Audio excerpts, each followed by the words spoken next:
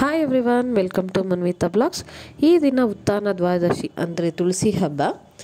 ಅಂದರೆ 2024ರಲ್ಲಿ ಈ ತಿಂಗಳು ತುಳಸಿ ಹಬ್ಬ ಬಂದು ಮಂಗಳವಾರ ಮತ್ತು ಬುಧವಾರ ಎರಡೂ ದಿನ ಇದೆ. ಮಂಗಳವಾರ ಸಂಜೆ 4 ಗಂಟೆಗೆ ಪ್ರಾರಂಭ ಆಗಿ ಬುಧವಾರ ಮಧ್ಯಾಹ್ನ 1 ಗಂಟೆಗೆ ಕೊನೆಗೊಳ್ಳುತ್ತೆ. ನೀವು ಮಂಗಳವಾರ ಸಂಜೆ ಮಾಡಿಲ್ಲ ಪೂಜೆ ಅನ್ನೋರು ಬುಧವಾರ ಬೆಳಿಗ್ಗೆ ಕೂಡ ಪೂಜೆ ಮಾಡ್ಕೋಬೋದು. ಮೊದಲನೇದಾಗಿ ತುಳಸಿ ಹಬ್ಬಕ್ಕೆ ಬೆಟ್ಟದ ನೆಲ್ಲಿಕಾಯಿ ಶ್ರೇಷ್ಠ ಅಂತಾರೆ. ನಾವಿಲ್ಲಿ ಬೆಟ್ಟದ ನೆಲ್ಲಿಕಾಯಿಯಲ್ಲಿ ದೀಪ ಹಚ್ಚೋಕ್ಕೆ ಬೆಟ್ಟದ ನೆಲ್ಲಿಕಾಯಿನ ರೆಡಿ ಮಾಡ್ಕೋತಾ ಇದ್ದೀನಿ.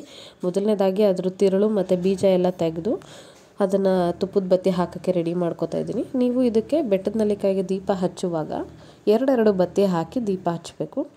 ಒಂದು ಬತ್ತಿ ಹಾಕಬಾರ್ದು. ನಾನಿಲ್ಲಿ ಒಂದು 5 ಬೆಟ್ಟದ ನೆಲ್ಲಿಕಾಯಿನ ತಿರುಳು ತೆಗೆದು ಬೀಜ ಎಲ್ಲ ತೆಗೆದು ರೆಡಿ ಮಾಡ್ಕೊಂಡಿದ್ದೀನಿ. ನಂತರ ಇವಾಗ ನಾನು ತುಳಸಿ ಗಿಡನ ಸ್ವಚ್ಛ ಮಾಡ್ಕೋತಾ ಇದ್ದೀನಿ. ನಾವಿಲ್ಲಿ ತುಳಸಿ ಗಿಡನ ಒಂದು ಮನೆ ಮೇಲಿಟ್ಟು ಪೂಜೆ ಮಾಡ್ತೀವಿ. ಕೆಲವರು ಮನೆ ಒಳಗೂ ಕೂಡ ಇಟ್ಟು ಪೂಜೆ ಮಾಡ್ತಾರೆ. ಅದು ಅವ್ರವ್ರ ಇಷ್ಟ, ಎಲ್ಲಿ ಬೇಕಾದ್ರೂ ಇಟ್ಟು ಪೂಜೆ ಮಾಡ್ಬೋದು. ಅದನ್ನು ಮನೆ ಮೇಲಿಟ್ಟು ಆ ಜಾಗನ ಎಲ್ಲ ಸ್ವಚ್ಛ ಮಾಡಿಕೊಂಡು ಮತ್ತು ತುಳಸಿ ಗಿಡಕ್ಕೆ ಅರಿಶಿನ ಕುಂಕುಮ ಎಲ್ಲ ಹಾಕಿ ಮತ್ತು ತುಳಸಿಗೆ ರಂಗೋಲೆ ಹಾಕಿ ರೆಡಿ ಮಾಡ್ಕೋಬೇಕು. ತುಳಸಿ ವಿವಾಹ ಅಂದರೆ ವಿಷ್ಣುವಿನ ಕಣ್ಣೀರು ಬಿದ್ದು ಬೆಟ್ಟದ ನೆಲ್ಲಿಕಾಯಿ ಗಿಡ ಹುಟ್ಟಿತು ಅಂತ ಹೇಳ್ತಾರೆ. ಸೊ ಅದೇ ಬೆಟ್ಟದ ನೆಲ್ಲಿಕಾಯಿ ಗಿಡ ಅಂದರೆ ಕೃಷ್ಣನ ಸ್ವರೂಪ.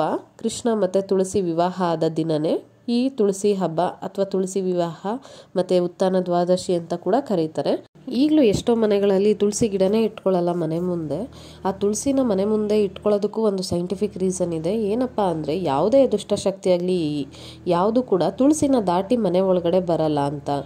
ಆದ್ದರಿಂದ ಎಲ್ಲರೂ ಕೂಡ ಮನೆ ಮುಂದೆ ತುಳಸಿ ಗಿಡನ ಆದಷ್ಟು ಬೆಳೆಸೋಕ್ಕೆ ಟ್ರೈ ಮಾಡಿ. ಇನ್ನು ಕೆಲವು ಕಡೆ ತುಳಸಿ ಗಿಡ ಬೇಗ ಒಣಗೋಗುತ್ತೆ ಮನೆ ಹತ್ರ ಅಂದರೆ ಆ ಮನೇಲಿ ನೆಗೆಟಿವ್ ಎನರ್ಜಿ ಇದೆ ಅಂತ ಅದಕ್ಕೆಲ್ಲ ಕಾರಣ.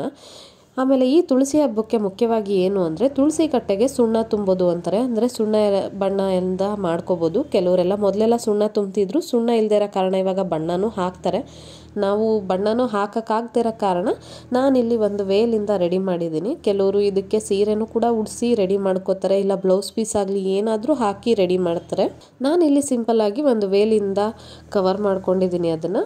ಈಗ ನಾನಿಲ್ಲಿ ರಂಗೋಲಿ ಎಲ್ಲ ಹಾಕಾಯಿತು. ನೆಕ್ಸ್ಟ್ ಈಗ ಪೂಜೆಗೆ ರೆಡಿ ಮಾಡ್ಕೋತಾ ಇದ್ದೀನಿ. ಮತ್ತು ಇವಾಗ ಕೆಂಪಾರತಿ ಅದು ಲಾಸ್ಟಲ್ಲಿ ಪೂಜೆ ಆದಮೇಲೆ ಕೆಂಪಾರತಿ ಮಾಡೋಕ್ಕೆ ರೆಡಿ ಮಾಡ್ಕೊಂಡಿದ್ದೀನಿ. ಮತ್ತು ಆಗಲೇ ಏನು ಬೆಟ್ಟದ ನೆಲ್ಲಿಕಾಯಿನ ಕೊರೆದಿಟ್ಕೊಂಡಿದ್ದೆ ಅದಕ್ಕೂ ತುಪ್ಪದ ಬತ್ತಿ ಹಾಕಿ ಪೂಜೆ ಅದನ್ನು ಕೂಡ ಆರತಿ ಮಾಡೋಕ್ಕೆ ರೆಡಿ ಮಾಡ್ಕೊಂಡಿದ್ದೀನಿ. ಯಾವ ಹಬ್ಬ ಇವತ್ತು?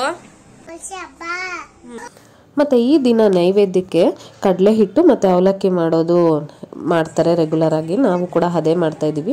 ಕಡಲೆ ಹಿಟ್ಟು ಅಂದರೆ ನೀವು ಹುರ್ಗಡ್ಲೆನ ಮಿಕ್ಸಲ್ಲಿ ಪುಡಿ ಮಾಡಿ ಅದಕ್ಕೆ ಬೆಲ್ಲ ಮತ್ತು ಬೆಲ್ಲದ ಪುಡಿ ಮತ್ತು ಕಾಯಿ ತುರಿ ಹಾಕಬೇಕು. ಮತ್ತು ಅವಲಕ್ಕಿನೂ ಅಷ್ಟೇ, ಅವಲಕ್ಕಿನ ತೊಳೆದು ನೆನೆಸಿ ಅದಕ್ಕೆ ಬೆಲ್ಲದ ಪುಡಿ ಮತ್ತು ಕಾಯಿ ತುರಿ ಹಾಕಿ ನೈವೇದ್ಯ ಮಾಡ್ಕೋಬೇಕು. ನಾನಿಲ್ಲಿ ಮೊದಲನೇದಾಗಿ ತುಳಸಿ ಕಟ್ಟೆಗೆ ಮತ್ತು ಕೃಷ್ಣ ವಿಗ್ರಹಕ್ಕೆಲ್ಲ ಅರಿಶಿನ ಕುಂಕುಮ ಹಾಕಿ ಹೂವು ಎಲ್ಲ ಇಟ್ಟು ರೆಡಿ ಮಾಡ್ಕೊಂಡಿದ್ದೀನಿ. ಮತ್ತು ಅರ್ಶಿನದ ಕೊನೆ ಕೂಡ ಕಟ್ಟಬೇಕು. ಅರ್ಶಿನದ ಕೊನೆಗೆ ಹೇಗೆ ರೆಡಿ ಮಾಡ್ಕೋಬೇಕು ಅಂದರೆ ನೀವು ಹೂವು ಕಟ್ಟೋ ದಾರದಿಂದನಾದರೂ ಪರವಾಗಿಲ್ಲ, 9 ಎಳೆ ದಾರ ಮಾಡಿಕೊಂಡು ಅದಕ್ಕೆ ಅರಿಶಿನ ಸಾವರಿ ಅದರಲ್ಲಿ ಕೊನೆ ಕಟ್ಕೊಂಡು ಈಗ ಅದನ್ನು ಬೆಟ್ಟದ ನೆಲ್ಲಿಕಾಯಿ ಮತ್ತು ತುಳಸಿ ಗಿಡಕ್ಕೆ ಕಟ್ಟಬೇಕು. ಇವಾಗ ಮೊದಲನಾಗೆ ನಾವು ಮಾಮೂಲಿ ಹೇಗೆ ಪೂಜೆ ಮಾಡ್ತೀವೋ ಅದೇ ರೀತಿ ಪೂಜೆ ಮಾಡ್ಕೋಬೇಕು. ದೀಪ ಬೆಳಗಿಸಿ ಪೂಜೆ ಮಾಡಬೇಕು.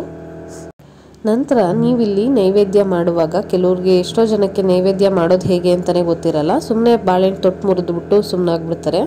ಮೊದಲನೇದಾಗಿ ಆ ಬಾಳೆಹಣ್ಣು ಮುಂದೆ ತೊಟ್ಟೆಲ್ಲ ಮುರಿದು ಮತ್ತು ಎಲ್ಲೇನೂ ಅಷ್ಟೇ ಕೆಲವ್ರು ಮನೇಲಿ ಮುರಿಯಲ್ಲ, ಹಿಂದೆ ತೊಟ್ಟು ಮತ್ತು ಮುಂದೆ ತುದಿನ ಮುರಿದು ಇಡಬೇಕು. ಆಮೇಲೆ ಕಾಯಿ ಏನು ಒಡ್ಕೊಂಡಿದ್ದೆ ಅದನ್ನು ಕೂಡ ಮಡಗಿ ಒಂದು ಕಡೆ ಮತ್ತು ನಾವಾಗಲೇ ನೈವೇದ್ಯ ಏನು ಮಾಡ್ಕೊಂಡಿದ್ವಿ ಅದನ್ನೆಲ್ಲ ಇಟ್ಟು ಉದ್ಧರಣೆಯಲ್ಲಿ ಎಡಗೈಯಲ್ಲಿ ತಗೊಂಡು ಬಲಗೈಗೆ ಹಾಕೊಂಡು ನೀರನ್ನ ಅದನ್ನು ಒಂದ್ಸಲಿ ಫಸ್ಟು ಒಂದು ರೌಂಡ್ ಸುತ್ತಿಸಿ, ಅಂದರೆ ನಾವು ನೈವೇದ್ಯ ಮಾಡ್ಕೊಂಡಿರ್ತೀವಲ್ಲ ಅದಕ್ಕೆ ಒಂದು ಸುತ್ತಿಸಿ ಅದನ್ನು ದೇವರಿಗೆ ತೋರಿಸಿ ಸೈಡ್ಗೆ ಚೆಲ್ಲಬೇಕು. ಅದನ್ನ ಆ ಥರ 3 ಸಲ ಮಾಡಿ ನೈವೇದ್ಯ ಅರ್ಪಿಸ್ಬೇಕು ದೇವರಿಗೆ.